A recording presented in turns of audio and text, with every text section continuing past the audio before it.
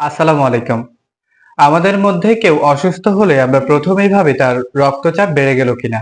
এই রক্তচাপ দিয়ে মূলত বোঝানো হয় ব্লাড প্রেশারকে, অর্থাৎ দেহের ভেতরে প্রবাহিত রক্তের চাপ। ধমনীগুলোতে রক্তের চাপ বেশি থাকলে তাকে উচ্চ রক্তচাপ বা হাই ব্লাড প্রেশার বলা হয়। এই উচ্চ রক্তচাপ অথবা হাই ব্লাড প্রেশারকে আবার নীরব ঘাতক বলা হয়। বাংলাদেশে বিপুল সংখ্যক মানুষ এই উচ্চ রক্তচাপ বা হাই ব্লাড প্রেশারে ভুগে থাকেন।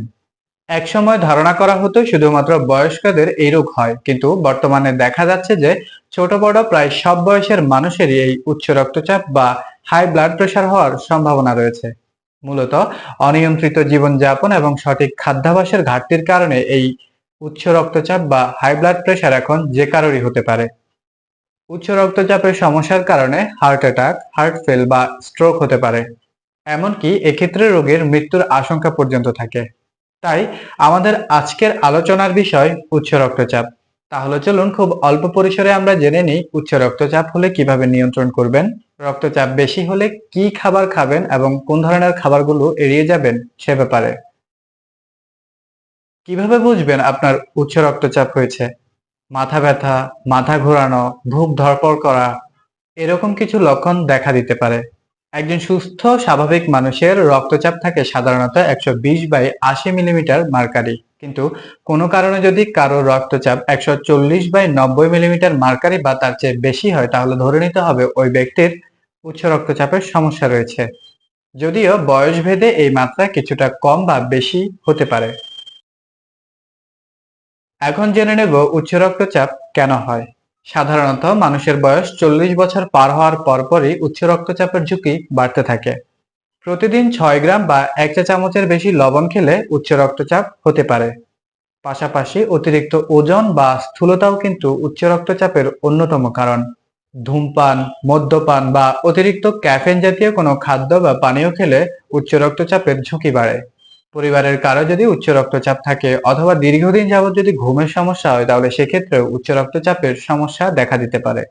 পাশাপাশি নিয়মিত শারীরিক পরিশ্রম বা ব্যায়াম না করলে এবং মানসিক চাপের মধ্যে থাকলে উচ্চ রক্তচাপের ঝুঁকি বাড়ে।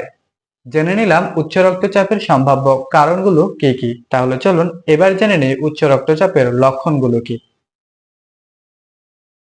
উচ্চ রক্তচাপের লক্ষণগুলোর মধ্যে অন্যতম হচ্ছে প্রচন্ড মাথা ব্যথা, মাথা ঘোরানো এবং মাথা গরম হয়ে যাওয়া, অল্পতেই রেগে যাওয়া বা অস্থির হয়ে শরীর কাঁপতে থাকা, ঘাড় ব্যথা করা, রাতে ভালো ঘুম না হওয়া, বমি বমি ভাব বা বমি হওয়া, মাঝে মাঝে কানে শব্দ হওয়া, অনেক সময় জ্ঞান হারিয়ে ফেলা। এগুলোই মূলত উচ্চ রক্তচাপের সাধারণ লক্ষণ। জেনে নিলাম উচ্চ রক্তচাপের কারণ এবং উচ্চ রক্তচাপের সাধারণ লক্ষণগুলো কি। তাহলে চলুন কিভাবে এই উচ্চ রক্তচাপ নিয়ন্ত্রণ করতে হয় সে ব্যাপারে একটু ধারণা নেওয়া যাক। উচ্চ রক্তচাপ নিয়ন্ত্রণের ক্ষেত্রে সবচেয়ে কার্যকর পদ্ধতি হচ্ছে খাবার। তাহলে চলুন উচ্চ রক্তচাপ হলে কোন ধরনের খাবারগুলো খাবেন সে ব্যাপারে একটু আলোচনা করা যাক।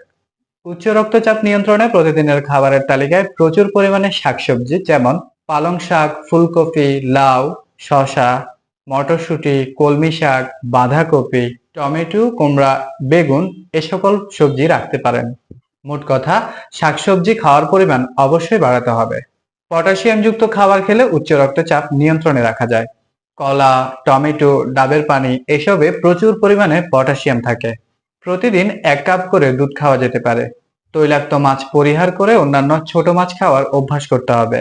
এছাড়া বিভিন্ন ধরনের সিজনাল ফল, যেমন আমলকি, নাশপাতি, বেদানা, পেঁপে, পেয়ারা এগুলোর মধ্যে যে কোনো এক প্রকারের ফল প্রতিদিনের খাবারের তালিকায় রাখতে হবে। এবার আমরা জেনে নিব কোন ধরনের খাবার বাদ দিতে হবে। প্রথমত খাবারের তালিকা থেকে লবণ বাদ দিতে হবে। কাঁচা লবণ একেবারেই খাওয়া যাবে না। এমনকি রান্না করা খাবারেও লবণের পরিমাণ কমাতে হবে। চর্বি বা ফ্যাট জাতীয় খাবারগুলো পরিহার করতে হবে, যেমন গরুর মাংস, খাসির মাংস, পেস্ট্রি, কেক, মাখন ইত্যাদি। অতিরিক্ত কোলেস্টেরলযুক্ত খাবারগুলো বাদ দিতে হবে। পাশাপাশি প্যাকেটজাত খাবারগুলোও এড়িয়ে যেতে হবে। ভাত খাওয়ার পরিমাণ কমাতে হবে এবং ধূমপান বা মদ্যপান সম্পূর্ণরূপে ত্যাগ করতে হবে। এই বিষয়গুলো যদি মেনে চলা যায়, তাহলে উচ্চ রক্তচাপের সমস্যা থেকে কিছুটা হলেও রেহাই পাওয়া সম্ভব। সঠিক খাদ্যাভ্যাসের পাশাপাশি প্রতিদিন পর্যাপ্ত পরিমাণে শারীরিক পরিশ্রম করুন এবং ব্যায়াম করুন। আপনার পরিবারে কেউ উচ্চ রক্তচাপে ভোগা রোগী আছে কিনা সেটি অবশ্যই আমাদেরকে কমেন্ট করে জানাবেন। সবাই অনেক ভালো থাকবেন, সুস্থ থাকবেন, নিরাপদে থাকবেন। ধন্যবাদ।